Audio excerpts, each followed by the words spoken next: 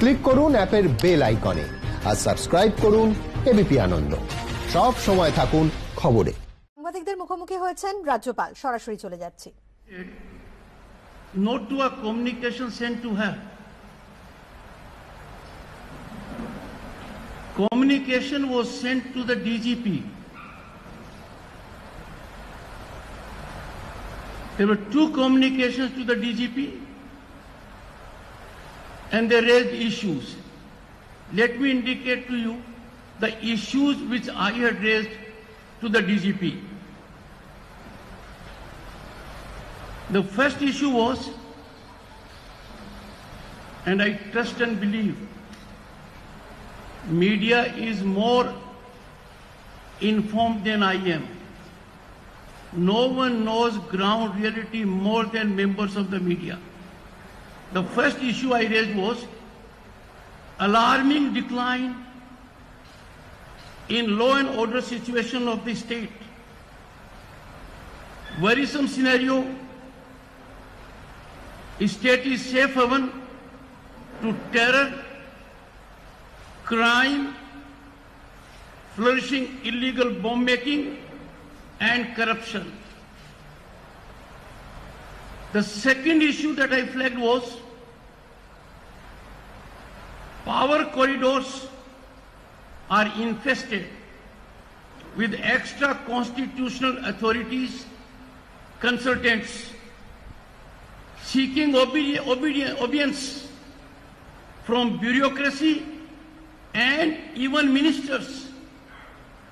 Such usurpation of authority, such incursion in the corridors of power by unauthorized persons is antithetical to democracy, and I pleaded time to sanitize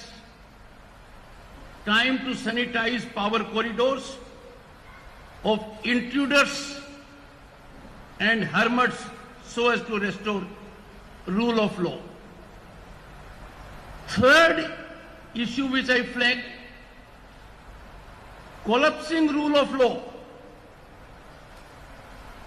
with orchestrated political killings, fake cases, political vendetta, ruthless killing of opposition,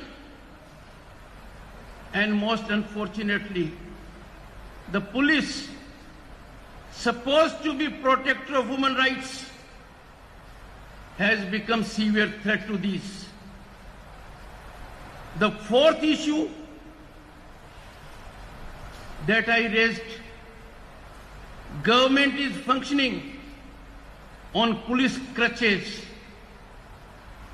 Friends, you know it more than I do. Let the government try for a moment to be without crutches and let us see how long it travels. So government is functioning on police crutches. Accountability of public servants to rule of law and constitution has given way.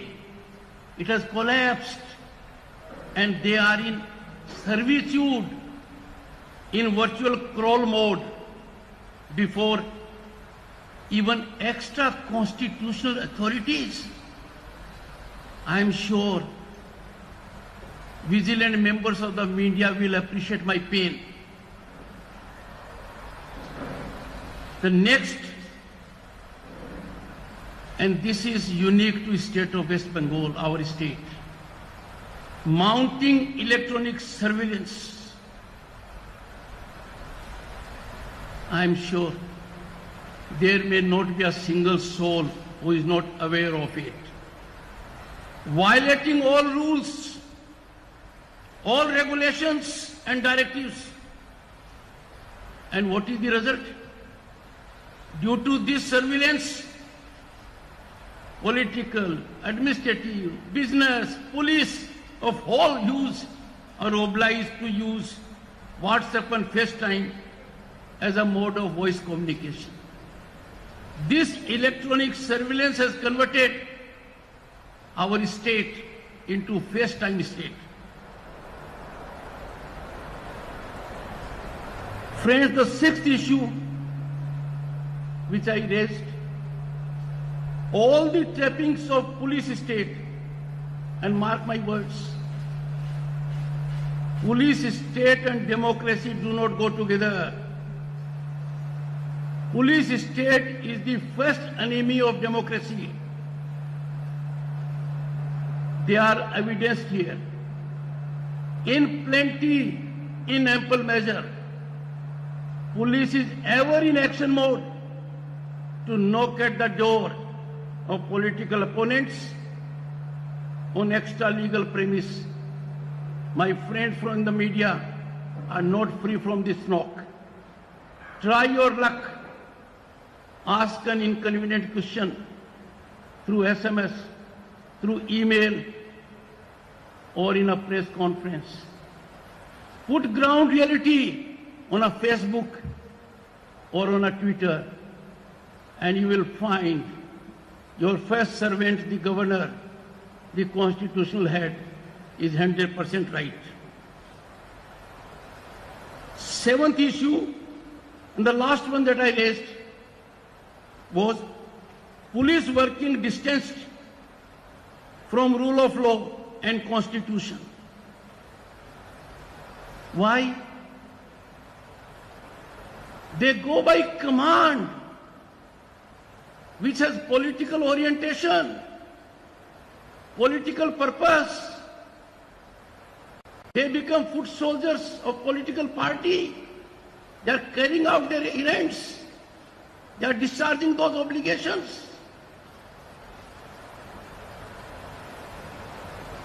Extreme discrimination. And what is extreme discrimination? Persecution of the opposition. Anyone in opposition will be ruthlessly killed and grant immunity to ruling party hermits. Now let me come to the Constitution of India. Before that, what is the response of the DGP to all these issues? Just have a look at it. Before you read what it is, reflect for a moment the 7 issues that I addressed. And what does the DGP say? Please focus on it. My heart sank. I couldn't believe my eyes. How could DGP be so arrogant, so dismissive, so callous? Constitutional head was inviting his attention. Constitutional head was telling him, these are the problems. And look at his courage, what he says. I submit that the West Bengal police firmly adheres to the path laid down by law. Mr. DGP, Mr. Virender, the first servant of the state, the governor, doesn't agree with you. And let me enlighten you. There are no takers of this statement, not even a single taker, unless he or she is in bondage. How could such a dismissive statement be given to the constitutional head? And second, there is no discrimination for or against anyone in an extra-legal sense. I was pained. I was disturbed. The issue had to be taken to the logical end. And therefore, let me first invite your attention to what does the Constitution say. I have taken oath under the Constitution, under Article 159. Friends, a debate is being raised. Why the governor is doing this? It has not been done on earlier occasions. Is he crossing his limits? Is it expected of him? I therefore want to reach out to the people of the state of West Bengal through my friends in the journalism. Look at my oath. What does it say? I will faithfully execute the office of governor, will to the best of my ability preserve, protect and defend the Constitution and the law. Friends, this is one part. It is whose duty to preserve, protect and defend? Constitution says I have to do it.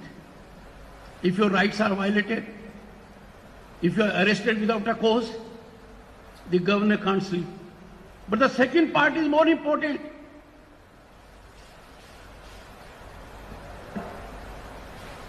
I will devote myself to the service and well-being of the people of West Bengal.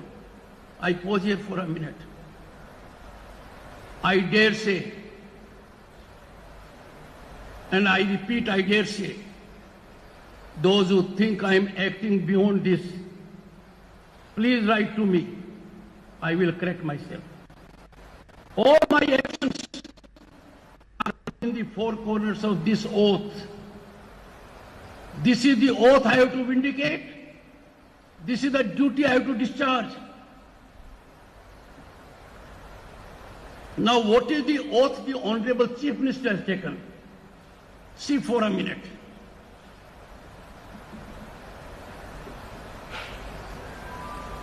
I will bear true faith and allegiance to the Constitution of India as by law established. I repeat, Honorable the Chief Minister Mamata Banerjee has taken on oath. I will bear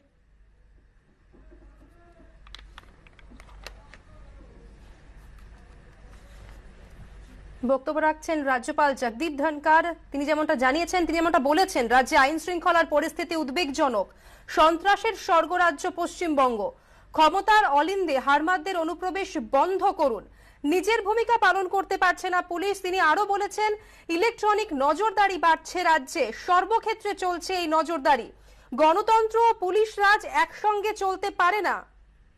রাজ্যপাল আরো বলেন, রাজনৈতিক প্রতিপক্ষদের দরজায় কড়া নাড়ছে police. ডিজির ঔদ্ধত্য বিশ্বাস করতে পারছি না। রাজ্য পুলিশের ডিজি এত দায়িত্ব জ্ঞানহীন হতে পারেন কি করে? এই প্রশ্ন তুলেছেন রাজ্যপাল Jagdeep ধনকার। Political killing is the third part of it. Violation of human rights is yet another, and many more. Now, the Honorable Chief Minister wants the governor to be a post office, to be a rubber stamp, to fiddle in Raj Bhavan. I therefore wish to remind the Honorable Chief Minister, what does the Constitution say? And kindly come to Article 167. Friends, this article is in the Indian Constitution.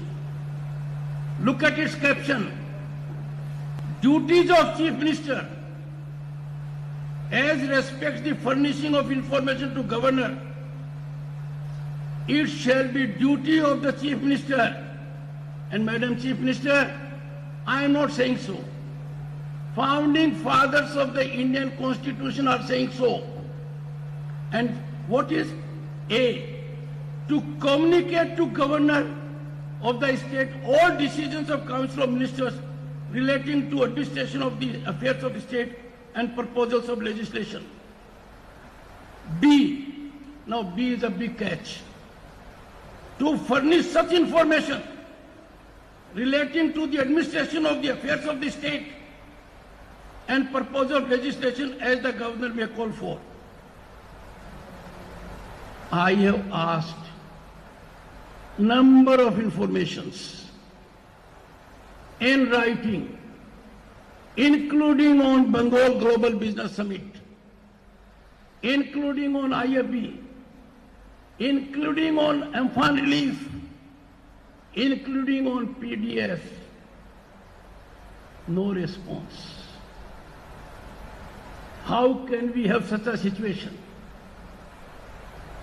that a duty cast by the Constitution is so ignored, so continually ignored, and ignored against public interest, ignored to hide, ignored to raise iron curtain, ignored so that people may not know the real picture.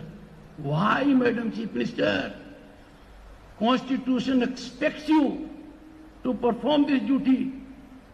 You should do it. That has not been done. Friends, sub-article C of Article 167 is very important. Focus on it. If the governor so requires, to submit for consideration of the Council of Ministers any matter on which decision has been taken by a minister but has not been considered by the Council.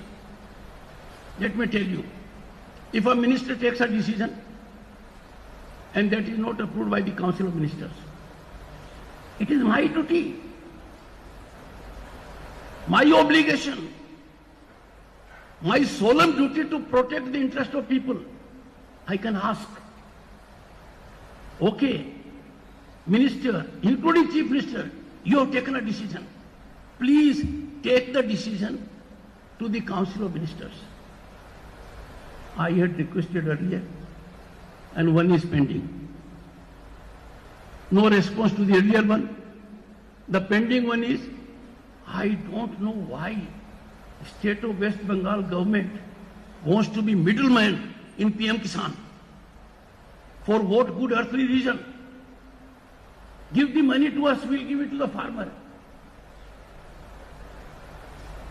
Irrational, not prudent economics, going against the culture of the scheme, going against national mood, going for maximum government, minimum governance.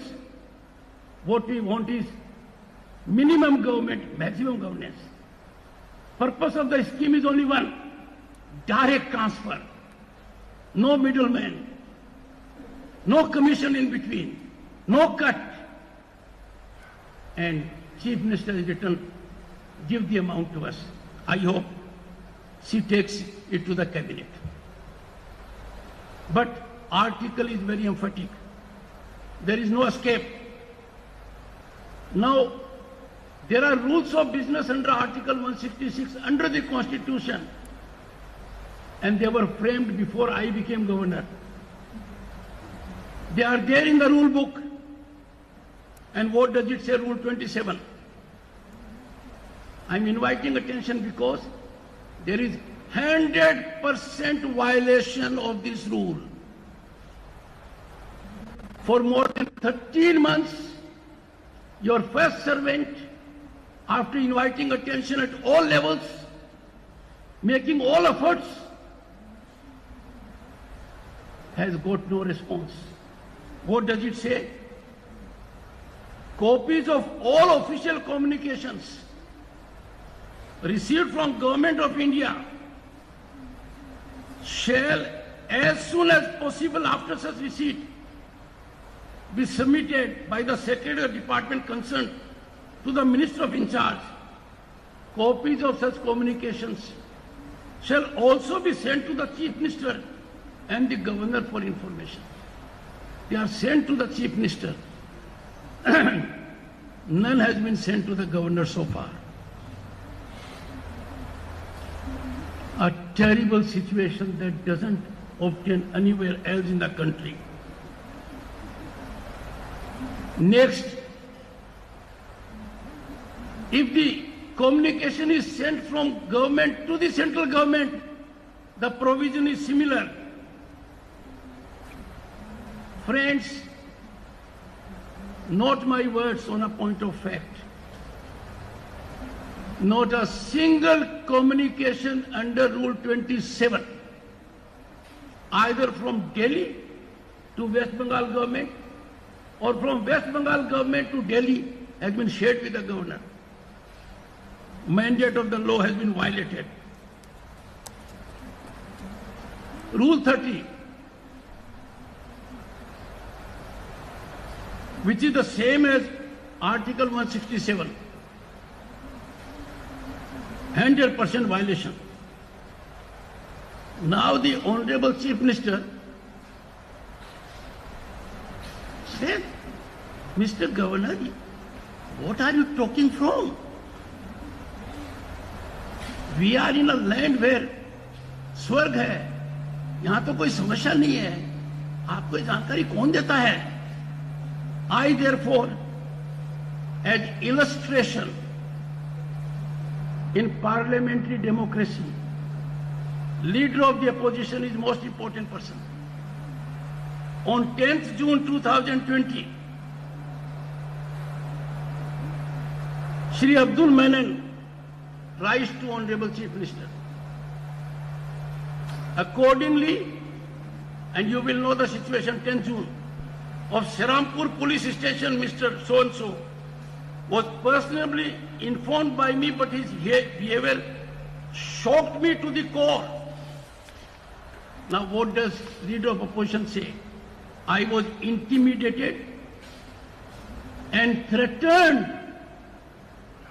He is not an ordinary man, a senior politician, leader of opposition, intimidated by a junior police officer, threatened with consequences. For what? Committing theft, dacoity? No. Consequences for being part of demonstration. And then Mr. Abdul Menon says, an extremely deplorable and rare experience in my 55 years in public life. Most of you may not be having that age. A man who has put in 55 years. The Honorable Chief Minister did not reply to his letter. Therefore, he wrote to me. When he wrote to me, I invited him. I was literally in tears. If this could happen by a junior police officer to leader of the opposition, after having put in 55 years of public service, and the Chief Minister is not replying to his communication, I wrote to the Chief Minister on 14 July. After inviting attention to his, I said, I am also getting equally disturbing reports that MPs and senior leaders of opposition political parties are being similarly threatened by police. Some of them have indicated to me that posting of police officials is with a mandate to effect humiliation and intimidation of opposition MPs and leaders. You, I am appealing to the Honorable Chief Minister, you with your long political career agree that such approach has no place in democracy. And then I urge the Honorable Chief Minister on the next page,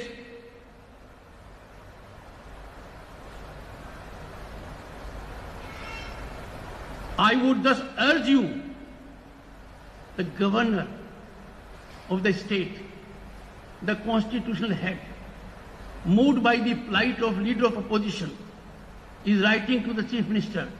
I would urge you to issue directives to the administration and police in the state to act as per law with political neutrality and show due respect to MPs, elected representatives and leaders of political parties, and desist from acting in my partisan manner.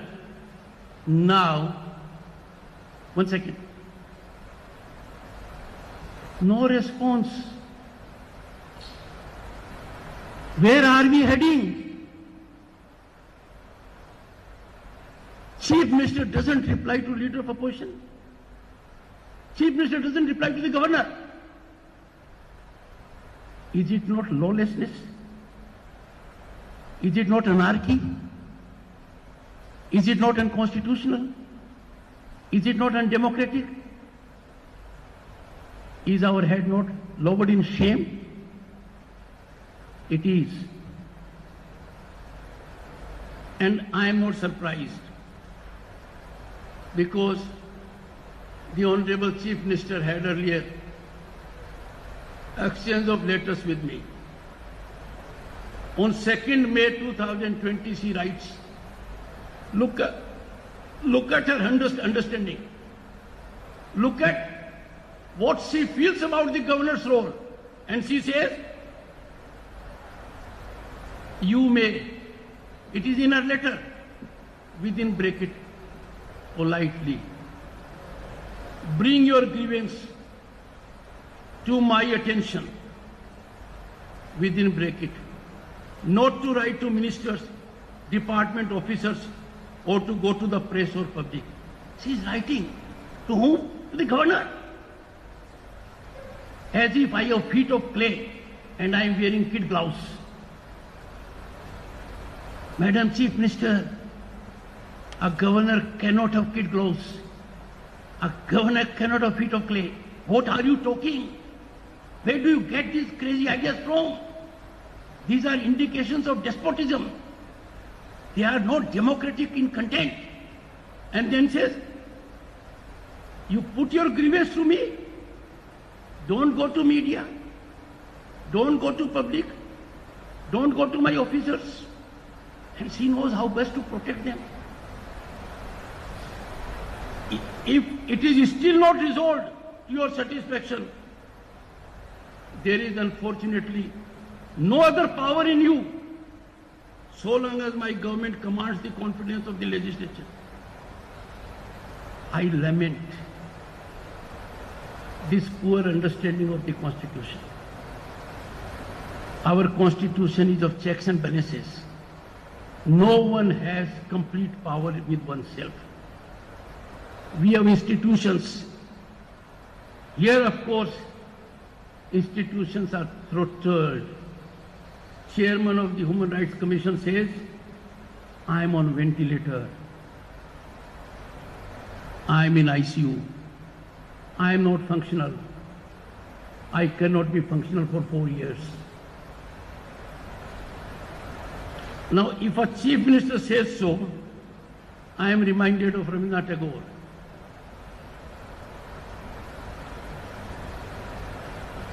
Kavi Guru, I have read enough of him before coming to state of West Bengal. A giant history has ever recognized. A man who makes us proud, who motivates us, inspires us. Where the mind is without fear, well, it is not. We are in a situation where mind is full of fear. Head is held high. Head is in shame. In such kind scenario, friends, in such kind difficult situation, faced with the grim reality, to serve the people of the state of West Bengal, I had no option but to make one last effort. I will never give up. It is not my duty to give up. It is my duty to keep on trying, because I am trying not for myself. I am trying for the people of the state of West Bengal. I am trying to defend, preserve and protect Indian Constitution. I cannot afford to fail. The misconception the Honorable Chief Minister has about my role, it is for her to correct herself, not for me. I therefore have written a communication to the Honorable Chief Minister, and let me put that to you for final situation.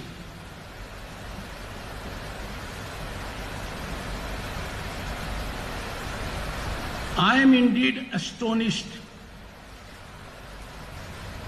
at your September 26 communication, which you all know was circulated to the media. major part of which is replication, mark my words, of the 9 pages, major part is replication of the role of governor, issues connected thereto, from earlier communication of May 2. She had written to me on 2nd May also. It is replication. I have told her that I have already replied to you on May 4. Next. Sadly, Madam Chief Minister, you have chosen to take untenable alibi of constitutional provisions, calling the governor mere executive nominee, a mere spectator, to explain abdication. To explain what? Abdication of core police responsibility of the DGP. It was least expected from you on such a sensitive aspect. As governor, I am neither post office nor rubber stamp. I am a stakeholder, not in politics, but surely in governance. And why? To ensure it conforms to constitutionalism. State affairs concerning law and order, health and finance. Law and order, health and finance. State affairs on these aspects could not have been more alarming as now. It was in this perspective I invoked thoughts of Kavi Guru, governance of B.C. Roy, and alerted you, Madam Chief Minister, regarding Hirak Rajar Dashe. The message, unfortunately, seems to not have been impactful. Significantly, you have found it convenient to sidetrack and skirt all the issues flagged to the DGP. Friends, you have noted more than half a dozen. Leaving no doubt, when you skirt an issue, a conclusion emanates. Leaving no doubt that the alarming law and order situation and deeply politicized stance of police are undefendable by you, Madam Chief Minister. If you had a defense, you would have responded to these 7 issues. What is your communication? Your communication, in a sense, is in defense of the DGP. It was similar defense which was earlier for Kolkata COP. That time it was physical. This time it is by way of a letter. That time history was created because no chief minister by then had done so. Eyebrows were raised. I have then cautioned the Honorable Chief Minister. And please mark my words. I have written in my communication to shield those who need to be held accountable signals death knell of democratic governance, a situation that is writing on the wall, a situation that is staring us. Madam Chief Minister, I have invited her attention. This is not in consonance with your oath that calls upon you. You have seen it, to bear true faith and allegiance to the Constitution of India as by law established. I have no doubt, debate the role of the governor, discuss it. But then is it appropriate, Madam Chief Minister, that you are not answerable to your people? You are justifying DGP's inactions, acts of omission. Your defense of the DGP vindicates my assertion that the government is on police crutches. This is virtually an admission. What did I ask the DGP? I didn't ask for moon. I asked him why the police under him has failed to protect lives of the properties of citizens. Why are you not giving them safe environment, public order and tranquility? And this is a duty guaranteed in the Indian Constitution. and also guaranteed in any democratic form. Finding the situation alarming, and friends, you know it, it is an open secret. I fail to appreciate, Madam Chief Minister, what is wrong, what is amiss.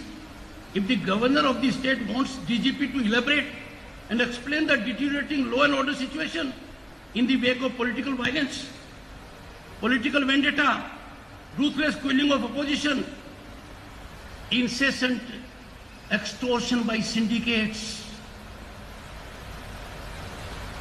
you know it all.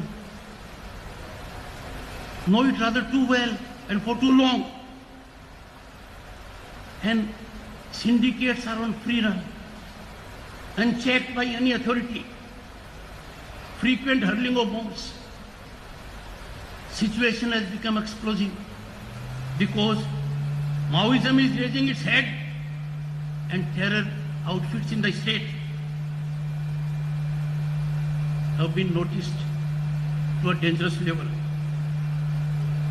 How sad and worrisome, Madam Chief Minister, that in such a situation, in such a grim, alarming, lawlessness, critical situation, the Honorable Chief Minister is playing on front foot. For what? To oppose that the governor can't ask DGP why this state of affairs, and says I am encroaching into executive area. Madam Chief Minister, I don't agree with you. It is my prerogative to agree or not to agree. I don't agree with you because the Constitution doesn't allow me to agree. If I agree with you, I go against Constitution.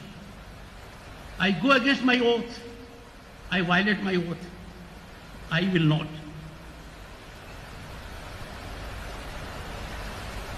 I tell her, you are favoring me with the facts of all FIRs registered since 2016, provided to the NCRB would be an eye-opener. Since the DGP is not making available this information, why don't you do it? And you will come to know what happens to those who dare the powers that be on Tolabaji, corruption, systematic santras. Each point I will deal with. Let them give information to me. Someone has to.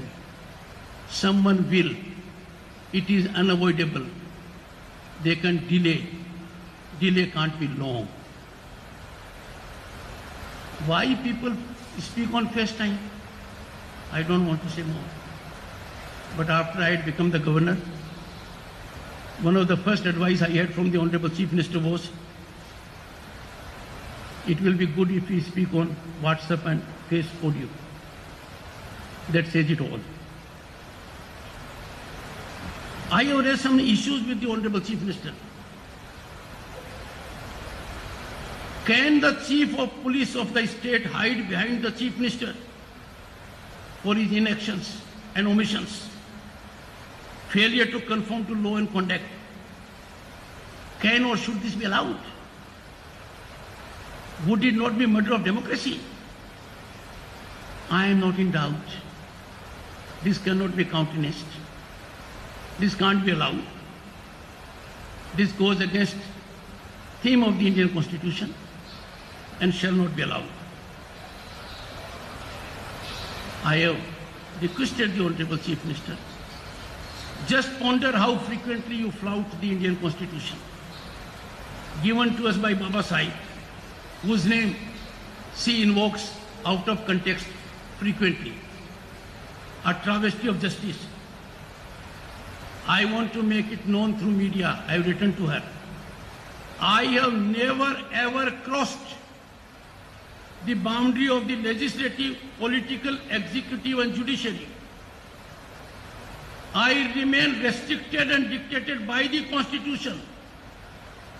And if the Constitution gives me the right to ask the police to tell about the deteriorating law and order, I have to perform that duty and then I am not wrong, I would do so undeterred. The relationship between me and the Chief Minister is decided not by us, not by individuals, not by Raj Bhavan or the government. It is decided by the Constitution you have seen. She is in breach to a great extent. I have therefore slightly cautioned her. There can be no denying the explosive decline in situation of law and order in the state. Going by recent revelations of terror modules, functioning the situation is now beyond cliff-hanging. I have pleaded with her, just for a change, Madam Chief Minister, get into objective neutral mode. Open your window, traverse the state incognito. You will find every reflection by the constitutional head, by me as governor, as first servant, is authentic mirroring of the pathetically alarming ground reality. Friends, there are certain sensitive issues I don't share with media. I have therefore written to her and indicated to her earlier also. Sensitive issues that I do not seek to put in print for fear of sensationalism, as indicated to you, will be shared once you spare time to brief me. In the letter, she has imparted certain innuendos, reflections. One, I have indicated that I should politely tell not to talk with people, not to talk with public, not to talk to ministers, not to talk to bureaucrats, talk to her. If I am not satisfied, I must keep quiet. How wrong a chief minister can be, I can never imagine. I can never contemplate that where two of us have to work shoulder to shoulder. I have said empty times, Madam Chief Minister, let us work shoulder to shoulder. We have to serve in togetherness the people of the state of West Bengal. Let us not fail them. They are terribly suffering. They are in deep pain. They are in deep pain because of monumental mistakes that have been committed by government. Let us reverse that trend. I have therefore said, I urge you to take two constitutional stance, urgently initiate steps to contain this slide into lawlessness. I am sure you will bestow thoughtful consideration with an open mind so as to promote public good. And now my assurance to the people and to the government and to Madam Chief Minister Mamata Banerjee. I assure you that as first servant of the people of the state and constitutionally enjoined to serve them, you will never find me wanting in support for the cause and welfare of the people. I am confident. I am urging her, pleading with her. For whom? For people of West of Bengal. Dispassionately keeping genuine welfare of the people at heart. Reflect. Act as per Constitution. Take urgent steps to ensure political neutrality of the police. Enforce their accountability rather than be a shield to cover up their culpable transgressions of law and abdication of legitimate duties in favor of partisan political errands. Friends, often a question is asked,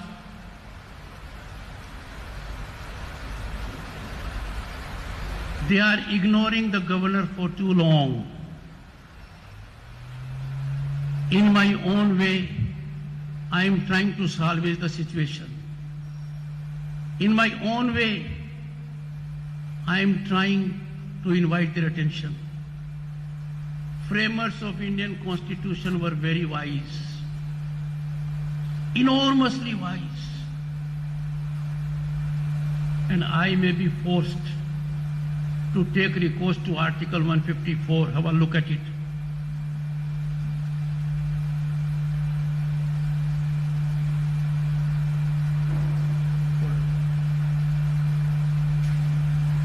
Have a look at 154.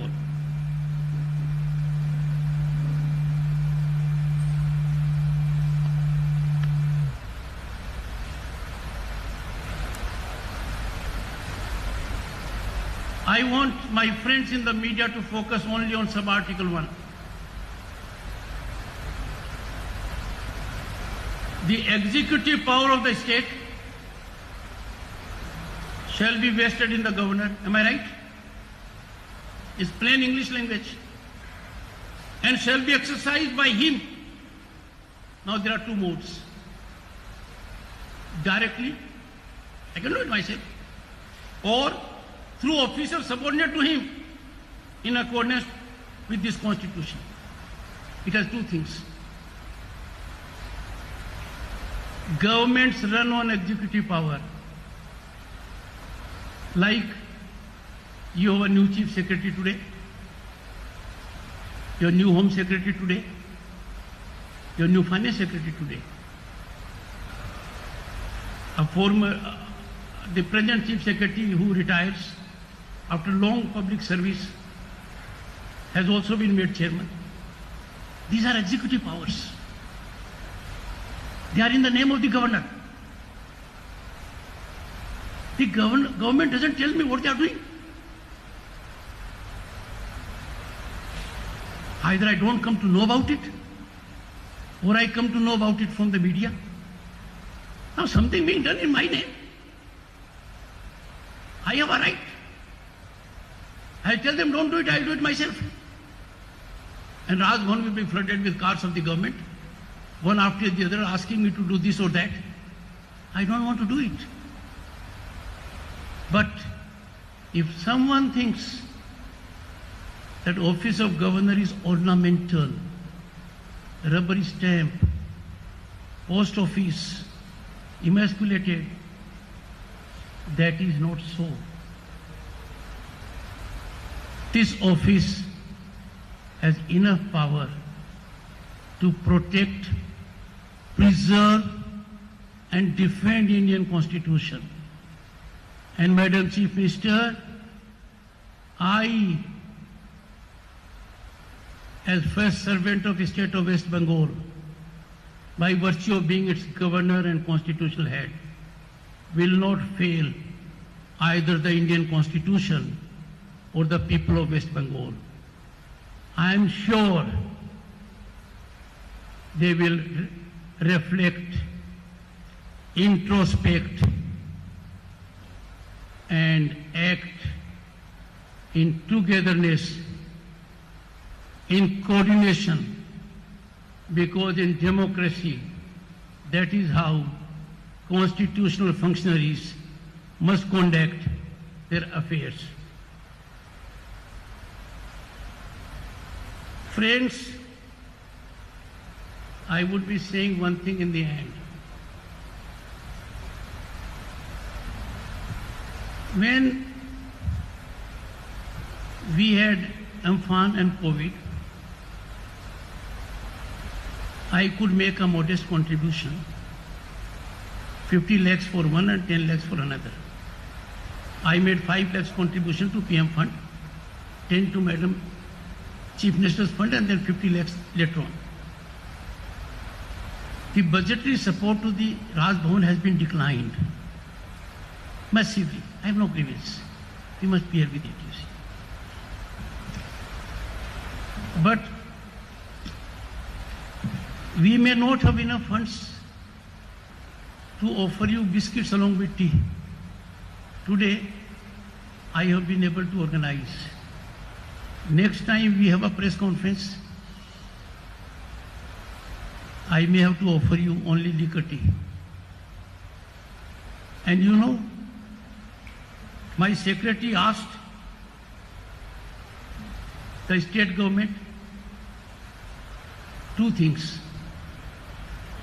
One, to release the funds allocated, and made some additional amount requirement of 30-40 lakhs so that the entire year could be through. You notice the figure, 30-40 lakhs. A letter has come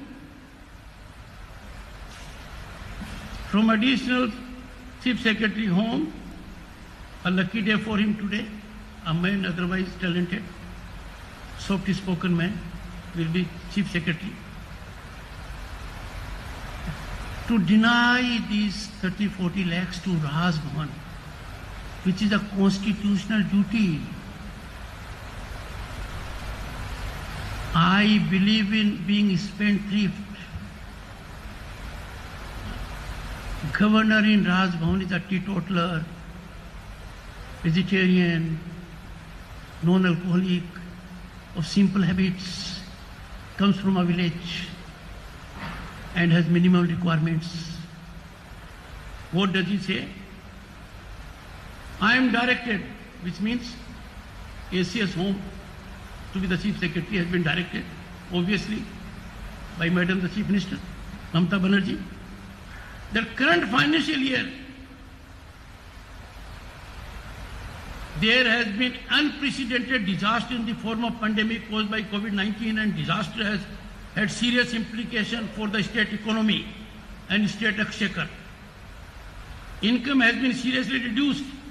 Expenditure for COVID management and public health has been unprecedentedly high in the given situation, making funds available for the could not be addressed. क्या मजाक हो रहा है?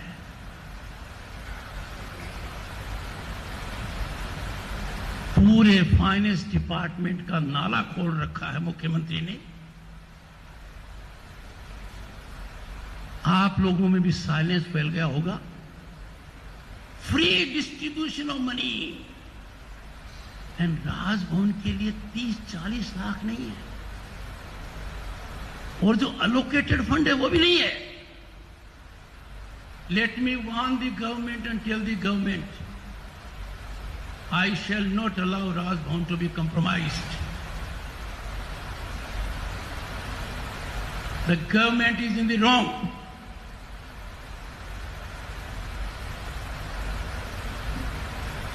This is unacceptable. This gives bad name. And this puts her in a wrong box. You have seen recently what has happened in last 3 months. During COVID, Honorable Chief Minister has appointed 2 advisors, and the governor asked salary of only one of them. Can you beat it? She remembers it. I am shocked. She is going against grain of Bengali culture. She is going against elegance of Bengali. She doesn't know what we stand for in this state. She must learn constitutional obligations. She is far from it. Further, the entire Raj Bhavan is working with one IS and one state official. Rest are lower officials. Vacancies are more than 50%. Your first servant will continue to discharge his duties undaunted, undeterred, and fruitfully.